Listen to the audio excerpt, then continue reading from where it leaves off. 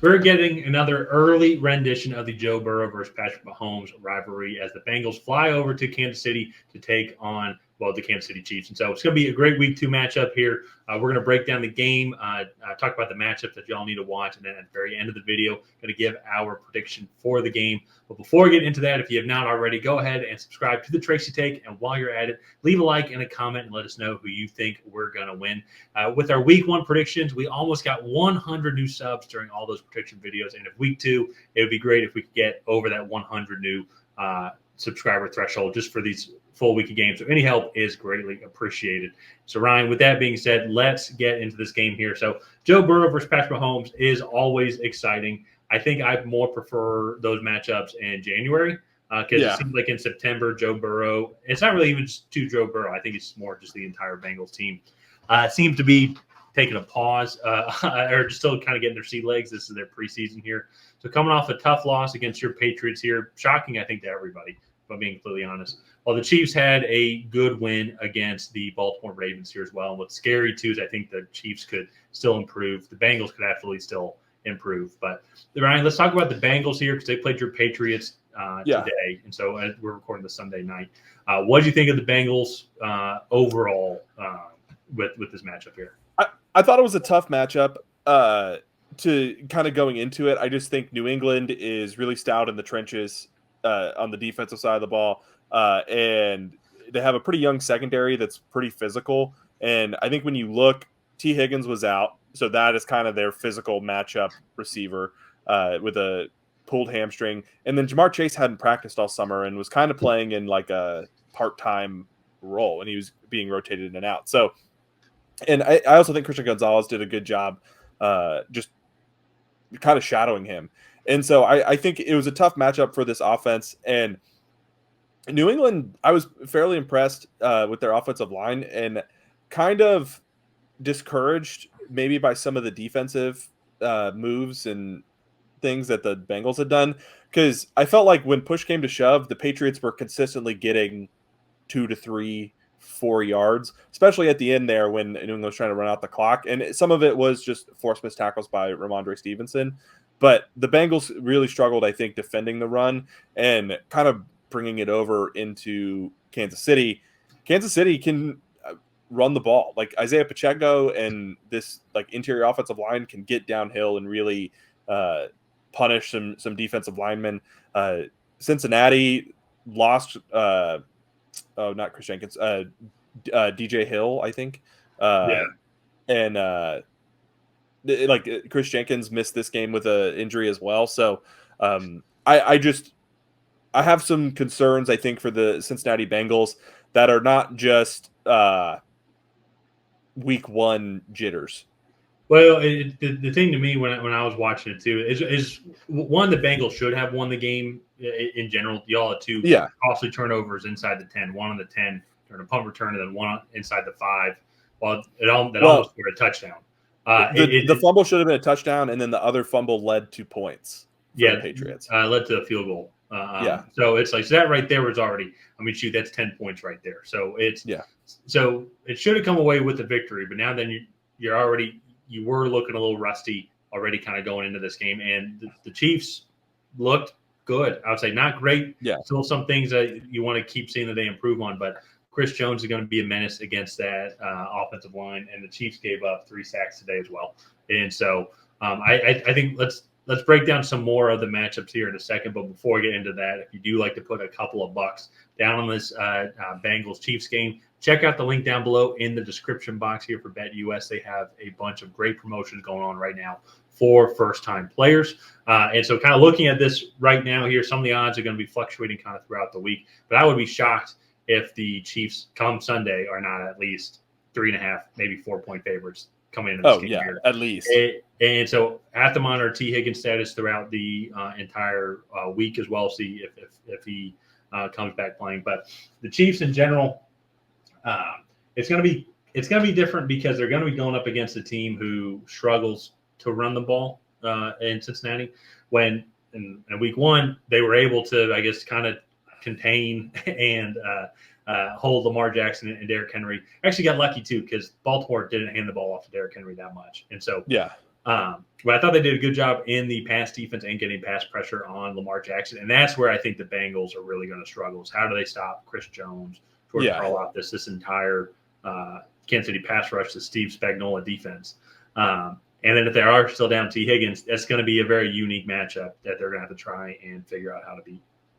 Yeah, and that to me, I think if the Patriots are able to create interior pressure against you, Chris Jones can definitely create interior pressure against you. And just him moving around the line, he was a menace in week 1. And I do want to point out something is I wasn't totally impressed with the Chiefs. And this is probably a controversial take, but I wasn't totally impressed with the Chiefs in week 1. I felt like you look at the Hollywood Brown touchdowns and the one was just you mean Xavier Worthy? Or yeah, the Xavier Worthy ones. Yeah. The Xavier Worthy Brown didn't play. We'll have to monitor his status as well going. Yeah, the Xavier Worthy touchdowns. The pass was just a complete blown coverage by Marlon Humphrey. He thought he had a deep safety help. He did not have deep safety help, and Xavier Worthy was just able to walk into the end zone. And I give credit to Andy Reid for drawing up the touchdown run. But he didn't get touched. And it was really good timing for that play. They had kind of been setting that up for the first drive.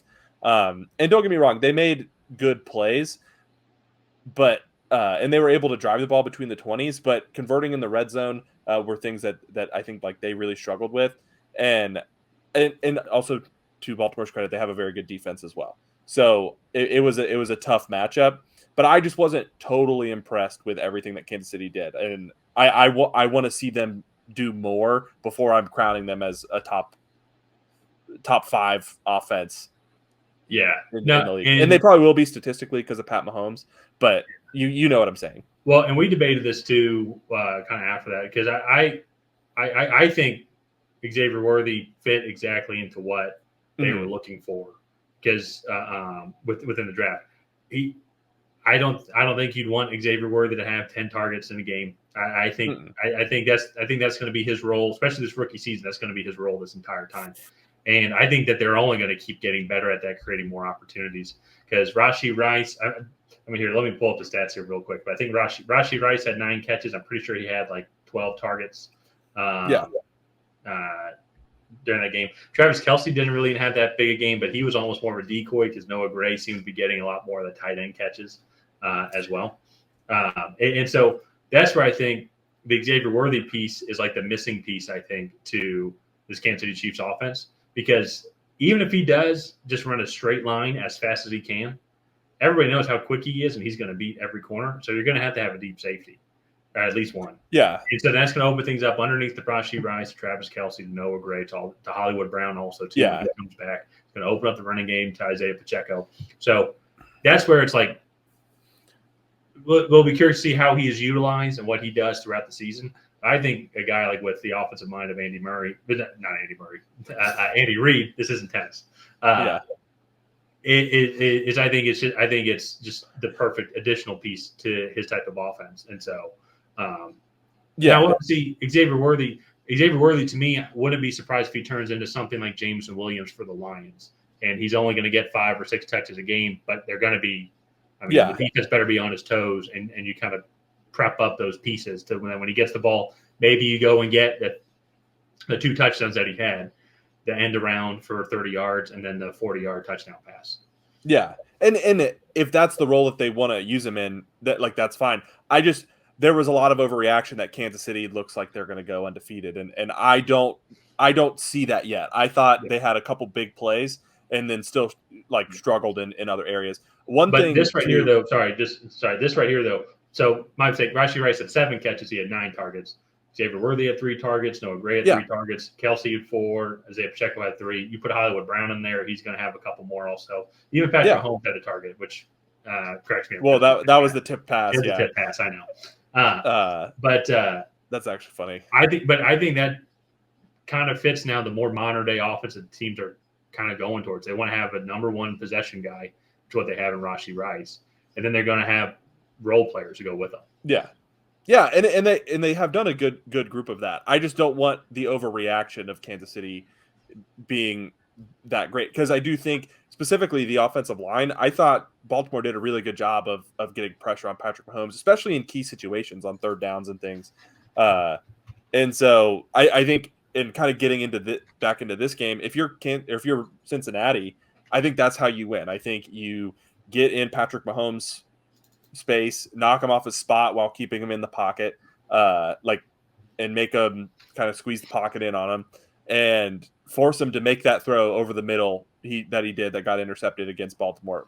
Force him to throw across his body back into coverage where the ball gets tipped. Like, force him to make those kinds of throws, because I think that's the game that Cincinnati has a chance in. Because if they just sit back and let Isaiah Pacheco run for 5 to 6 yards, and then like hit Xavier Worthy on the end arounds, Rashee Rice has 10 catches, Travis Kelce has 6. Like, that is not a game Cincinnati can win. Well, and that's what they gave up 170 today to Ramondre Stevenson. And so, 170. Oh, sorry, 170 total. Yeah, total.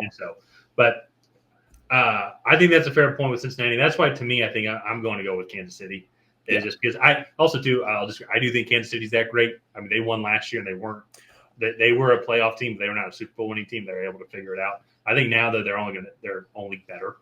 I think they are probably one of the best teams in the league, like top 3. It's also hard not to say that they are after they won the past 2 years. They still have the same core group of guys. So I'm not saying they're not. I'm only saying I want to see more, because I thought a lot of their offensive production, or like the two of their offensive touchdowns, were off of one really good scheme and one blown play, and then it was all big plays. So, also that was against one of the better defenses in the league. You're not gonna put up 55.